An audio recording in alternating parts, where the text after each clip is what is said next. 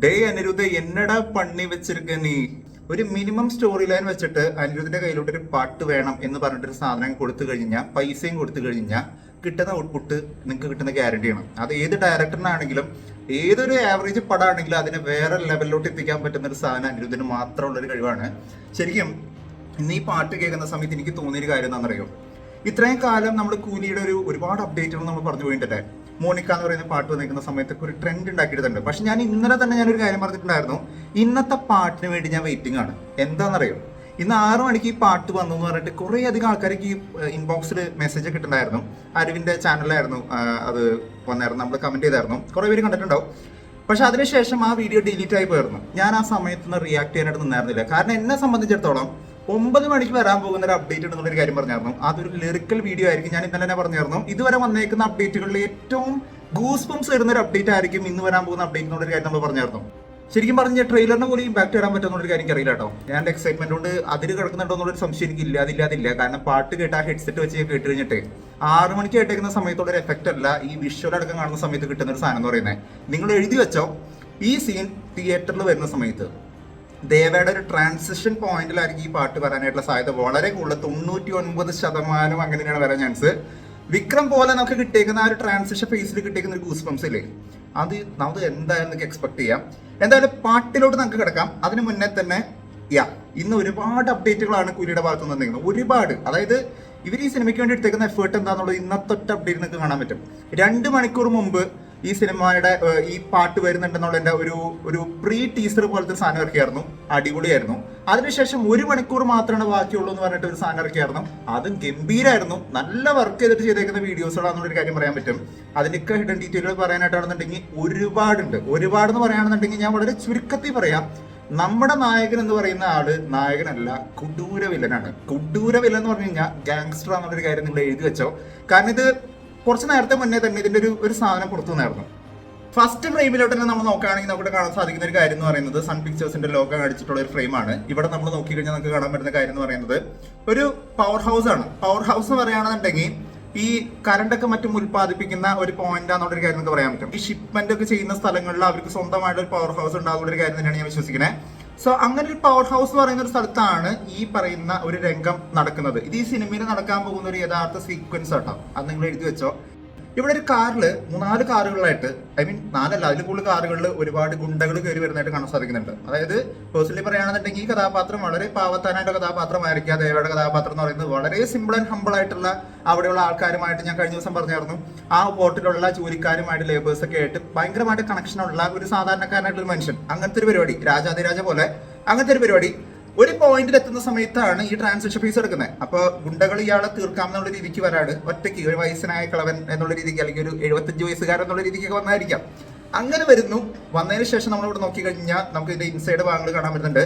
ഇവിടെ ഒരു വാളും കാണാൻ പറ്റുന്നുണ്ട്. റോളക്സിന്റെ പോലത്തെ ഒരു പരിപാടി, ഒരു വാള് കാണാൻ പറ്റുന്നുണ്ട്. ചോര രംഗാണെന്ന് ഇവിടെ കാണാൻ സാധിക്കുന്നത്. ആരൊക്കെയോ അറുത്ത് മുറിച്ചിട്ടേക്കുന്ന ഒരു പോയിന്റ് ആയിട്ടാണ് ഇവിടെ കാണാൻ സാധിക്കുന്ന ഒരു കാര്യം എന്ന് പറയുന്നത്. ഇവിടെയാണ് നമ്മുടെ ദേവയുടെ ക്യാരക്ടറിന്റെ ഒരു എൻട്രി ഷോട്ട് കാണിക്കുന്നത്. ഇതിനുശേഷം സൂപ്പർ സ്റ്റാർ രജനീകാന്ത് എന്ന് പറയുന്ന ആ റെഡിൽ എഴുതി വെച്ചേക്കുന്ന സാധനം കാണുന്ന സമയത്ത് നിങ്ങൾക്ക് മനസ്സിലായിട്ടുണ്ടാവും, ആ രജനീന്ന് എഴുതിയേക്കുന്നതിൽ പോലും ഒരു ബ്ലഡ് ഷെയ്ഡ് കാണാൻ സാധിക്കുന്നുണ്ട് അല്ലെ. സോ ഇതൊരു പക്ക ഗാങ്സ്റ്റർ ആണ് ഇയാൾ എന്നുള്ളൊരു കാര്യം റിവീൽ ചെയ്യുന്ന ഒരു പോയിന്റ് ആണ് ഈ ഒരു മൊമെന്റ് എന്ന് പറയുന്നത്. അതിനുശേഷം ഇവിടെ ഗുണ്ടകൾ അവരുടെ കയ്യിലുള്ള ആയുധങ്ങൾ വെച്ചുകൊണ്ട്, ചുറ്റിക പോലത്തെ ആയുധങ്ങളും വാട്, അതുപോലെ തന്നെ മറ്റേ ചാക്ക് പൊക്കാനായിട്ട് ഉപയോഗിക്കുന്ന പോലത്തെ ഒരുപാട് സാധനങ്ങൾ ഉപയോഗിച്ചുകൊണ്ട്, ആ പവർഫുള്ള സാധനങ്ങൾ ഉപയോഗിച്ചുകൊണ്ട്, മാക്സ് ഉപയോഗിച്ചുകൊണ്ട് ഇയാൾ കൊല്ലാനായിട്ട് വരുന്നതായിട്ട് കാണാൻ സാധിക്കുന്നുണ്ട്. അവിടെ വെച്ച് ഒരു ബൈക്കും കാണാൻ സാധിക്കുന്നുണ്ട്. ഈ ബൈക്കിന് ഭയങ്കരമായിട്ടുള്ള റെഫറൻസ് ഉണ്ടാവും, നിങ്ങൾ എഴുതി വെച്ചോ. കാരണം നമ്മൾ ബാഹുബലി സിനിമയൊക്കെ നമ്മൾ കാണുന്ന സമയത്ത് വാള് കാണുന്ന സമയത്ത് ബാഹുബലിയുടെ വാള് കാണുന്ന സമയത്ത് ഒരു പ്രത്യേക തരത്തിലുള്ള ഒരു ഭയവും ബഹുമാനമൊക്കെ കാണുന്ന ഒരു സംഭവം കണ്ടല്ലേ എന്ന് പറയുന്ന പോലെ ഈ ബൈക്ക് എന്ന് പറയുന്നത് ഇയാൾ ആയ കാലത്ത്, ഇയാൾ ഗാങ്സ്റ്റർ ആയിരുന്ന കാലത്ത്, കഥ പറഞ്ഞു പോലെ ഓക്കെ, ഈ ഗാങ്സ്റ്റർ ആയിരുന്ന സമയത്തുള്ള ഇയാളുടെ ഒരു ബൈക്കാണ് ഈ സംഭവം. അതുകൊണ്ട് ഈ ബൈക്ക് കാണുന്ന സമയത്ത് തന്നെ ഈ ഗുണ്ടകളൊക്കെ പേടിക്കുന്നതായിട്ട് നമുക്ക് കാണാൻ സാധിക്കുന്നുണ്ട്. അതായത് ഇയാൾ ആരാന്നുള്ളതിനെ കുറിച്ച് ഏകദേശം ഒരു ഐഡിയ അവർക്ക് തന്നെ ഉണ്ടെന്നുള്ളൊരു കാര്യം പറയാൻ പറ്റും. അതിനുശേഷമാണ് ഈ ഒരു വിസിൽ പറക്കട്ടുമേ എന്നൊക്കെ പറഞ്ഞിട്ട് മൊത്തം ഇയാളങ്ങോട്ട് റൂൾ ചെയ്യാൻ പോകുന്നത്. ഈ വന്നേക്കുന്ന ആൾക്കാരെ എല്ലാം ഓരോ പോയിന്റ് ചെന്ന് ടേക്ക് ഓവർ ചെയ്യുന്ന ഒരു പരിപാടിയാണ് നമുക്ക് കാണാൻ സാധിക്കുന്നത്. ഈ സിനിമയുടെ ഈ പാട്ടിന്റെ ലിറിക്സിനകത്ത് നിന്ന് കാണാൻ സാധിക്കും ടേക്ക് ഓവർ നൗ എന്ന് പറയുന്ന ഒരു സംഭവം കൂടി കാണാൻ സാധിക്കുന്നുണ്ട്. അതായത് അയാളുടെ അയാളുടെ ആ ഒരു പഴയ പവർ തിരിച്ചു പിടിക്കാനായിട്ടൊരു പരിപാടിയാണ് ഇവിടെ കാണാൻ സാധിക്കുന്നത്. അയാൾ ഇവരൊക്കെ ടേക്ക് ഓവർ ചെയ്യാനായിട്ട് നോക്കാണ്. നമ്മൾ കൂലിയുടെ ഫസ്റ്റ് ടീസറിനകത്ത് കണ്ടേക്കുന്ന പോലത്തെ ആ വാച്ച് വെച്ചുകൊണ്ടുള്ള ആ ഒരു വലിയ സാധനം, വാച്ചിന്റെ ഒരു മെയിൻ പോയിന്റിനെ കുറിച്ചിട്ടുള്ള ഒരു ഐഡിയ കിട്ടിയിട്ടുണ്ട്. എന്തുകൊണ്ടാണ് ഈ വാച്ചിന്റെ റെഫറൻസ് എന്നുള്ളതിനെ കുറിച്ചൊക്കെ ഒരു ഡീറ്റെയിൽഡ് സാധനം കിട്ടിയിട്ടുണ്ട്, പറയാം. പക്ഷെ ഇപ്പൊ പറഞ്ഞു കഴിഞ്ഞാൽ ഒരുപാട് നീണ്ടു പോവുകയാണെങ്കിൽ 1 മണിക്കൂർ ചെയ്യാനായിട്ടുള്ള സാധനം നമ്മുടെ കയ്യിൽ ഇരിക്കുന്നുണ്ട്. ഓക്കെ, അപ്പൊ അതുകൊണ്ട് കൂടുതൽ പറയാൻ നിൽക്കണില്ല. എനിവേസ്, ഈ വാച്ച് പോലത്തെ സംഭവം ഉപയോഗിച്ചുകൊണ്ടും LPG ഗ്യാസ് സ്റ്റൗ ഒക്കെ വെച്ചുകൊണ്ട് നമ്മുടെ വിക്രം സിനിമയിലൊക്കെ കാണിച്ചേക്കുന്ന പോലത്തെ ഒരു പരിപാടി ലോക്കിയുടെ സ്ഥിരമായിട്ടാണ്. ഈ സാധനമൊക്കെ വെച്ചുകൊണ്ട് വരുന്ന ഓരോരോ ആൾക്കാരെയും ഇയാൾ കൊല്ലുന്നതായിട്ടാണ് ഇവിടെ കാണിക്കുന്ന ഒരു സംഭവം എന്ന് പറയുന്നത്. സോ ഇയാളുടെ ആ ഒരു ടേക്ക് ഓവർ നടത്തിക്കൊണ്ടിരിക്കുന്ന ഒരു സംഭവമാണ് ഇവിടെ കാണാൻ സാധിക്കുന്നത്. കൂലിയുടെ ആ ഒരു പവർ, അതുവരെ വളരെ ശാന്തനായിട്ട് പാവമായിട്ട് നിൽക്കുന്ന ലേബേഴ്സിന്റെ ഒക്കെ വളരെ കൂട്ടുകാരനായിട്ട് നിൽക്കുന്ന ഒരു മനുഷ്യൻ ഗാങ്സ്റ്റർ ആവുന്ന സമയത്തുള്ള അയാളുടെ മുഖത്തുള്ള ഭാവമാറ്റൊക്കെ ഇവിടെ കൃത്യമായിട്ട് എടുത്ത് കാണിക്കുന്നുണ്ട്. കൂലിയുടെ പവർ ആണെന്നൊക്കെ ഇവിടെ കാണാൻ സാധിക്കുന്ന ഒരു കാര്യം എന്ന് പറയുന്നത്. എല്ലാവരെയും അറിഞ്ഞും പറഞ്ഞും കൊല്ലുന്നതായിട്ടാണ് കാണാൻ സാധിക്കുന്നതും ഒരാളെ ഇതിന്റെ മുകളിൽ തൂക്കിയിടുന്നതായിട്ട് കാണാൻ സാധിക്കുന്നുണ്ട്. ആൻഡ് കമ്മിങ് ഓൺ ടു ഈ ഒരു പോയിന്റിൽ ഇതിന്റെ ഒരു 2 മിനിറ്റ്സിലോട്ട് എത്തിക്കുന്ന സമയത്ത് കുറെ ആൾക്കാർ പറഞ്ഞിരിക്കുന്ന ഒരു ഡീറ്റെയിൽ ഉണ്ടായിരുന്നു. ഒന്ന് ഹെയ്സൻബർഗിന്റെ ഒരു റെഫറൻസ് കാണിച്ചിട്ടുള്ള സംഭവം. സോ ഇവിടെ പറഞ്ഞു പോകുന്നത് നമ്മുടെ ബ്രേക്കിംഗ് ബാഡ് എന്ന് പറയുന്ന സീരീസിനകത്ത് കാണിച്ചിരിക്കുന്ന ഹെയ്സൻബർഗ് എന്ന് പറയുന്ന ഒരു ക്യാരക്ടറിനാണ് കാണിച്ചിരിക്കുന്ന അയാളുടെ ഡയലോഗ് യോ ഗോഡ് ആം റൈറ്റ് എന്ന് പറയുന്ന ഒരു സാധനം കൂടെ കൃത്യമായിട്ട് കാണിക്കുന്നുണ്ട്.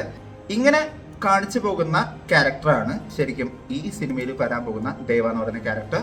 ആൻഡ് കുട്ടികളെ പോലെ ചിരിക്കുന്ന ഒരു കഥാപാത്രമാണ് ഇയാളെന്നുള്ള കാര്യങ്ങളൊക്കെ ലിറിക്സിനകത്ത് പറയുന്നുണ്ട്. അയാളുടെ തന്നെ മറ്റൊരു ഒരു കൂലി എഫക്റ്റ് ആണ് പവർ ഹൗസ് എന്ന് പറയുന്ന ആ ഒരു ലിറിക്സിലൂടെ കൃത്യമായിട്ട് എടുത്ത് കാണിച്ചിരിക്കുന്ന ഒരു കാര്യം എന്ന് പറയുന്നത്. ആൻഡ് ഈ ഒരു ഷോട്ട് കാണുന്ന സമയത്ത് തന്നെ ഇയാളുടെ വരവിൽ തന്നെ ഏകദേശം ഒരു ഐഡിയ കിട്ടിയിട്ടുണ്ടാവും. ഇയാൾ ആരാണെന്നും എന്താണെന്നുള്ളതിനെ കുറിച്ചൊക്കെ ഒരു ഐഡിയ കിട്ടിയിട്ടുണ്ടാവും. ശരിക്കും ഇയാൾ അങ്ങ് റൂൾ ചെയ്യാൻ പോകുന്ന ഒരു സീനായിരിക്കും തിയേറ്ററിൽ കാണാൻ സാധിക്കുക.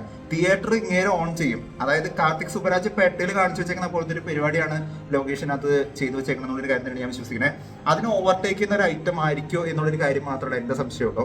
കാരണം കാർത്തിക് സുബരാജ് ചെയ്തു വെച്ചിരിക്കുന്ന ആ ഒരു ബെഞ്ച് മാർക്ക് ഉണ്ട്. പക്ഷെ ഈ പാട്ട് കേൾക്കുന്ന സമയത്ത് സത്യം പറഞ്ഞു കഴിഞ്ഞാൽ ഞാൻ വേറെ ലോകത്തോട്ട് പോയി എന്ന് പറയാം. അത്രമാത്രം എക്സൈറ്റഡ് ആയി പോയി. ആൻഡ് ഇവിടെ ഒരാളെ തൂക്കിയിട്ടേക്കുന്നൊക്കെ കാണുന്ന സമയത്ത്, ആ പവർ ഹൗസ് ഒക്കെ കാണുന്ന സമയത്ത് ഒരു 75 വയസ്സുകാരനായിട്ടുള്ള പഴയ ഗാങ്സ്റ്ററുടെ ഒരു തിരിച്ചുവരവാണ് ഈ ഒരു ഷോട്ടിലൂടെ കാണിക്കുന്നത് എന്നുള്ളൊരു കാര്യം കൃത്യമായിട്ട് വ്യക്തമായിട്ടുണ്ട്.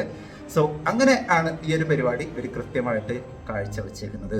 സോ പാട്ട് പവർ ഹൗസ് എന്ന് പറയുന്ന പാട്ട് എന്നെ സംബന്ധിച്ചിടത്തോളം ഞാൻ എൻജോയ് ചെയ്ത് കേട്ട പാട്ടാണ്. എൻജോയ് ചെയ്ത് കേട്ടെന്ന് പറഞ്ഞു കഴിഞ്ഞാൽ അടിച്ച് പൊളിച്ച് കേട്ടൊരു പാട്ടാണ്. ഞാൻ ഇനിയും കേൾക്കും. തിയേറ്ററിൽ ഈ ഒരു സീൻ ഞാൻ പറഞ്ഞില്ലേ, ഇത് വരുന്ന സമയത്ത് ഞാൻ ഭയങ്കരമായിട്ട് എക്സൈറ്റഡ് ആണ്. കാരണം ഈ പാട്ടും രജനീകാന്തിന്റെ ആ ഒരു ട്രാൻസ്ഫോർമേഷനും മൊത്തത്തിലുള്ള ഒരു ഇമ്പാക്ട്, ലൊക്കേഷന്റെ ആ ഒരു പണ്ണല കൂടി കാണുന്ന സമയത്ത് കിട്ടുന്ന ഒരു എഫക്ട് എന്ന് പറയുന്നത് വേറെ ലെവലായിരിക്കും. ഇതിന്റെ അപ്പുറത്തോട്ടേക്ക് വേറെ ഒന്നും പറയാനായിട്ടില്ല.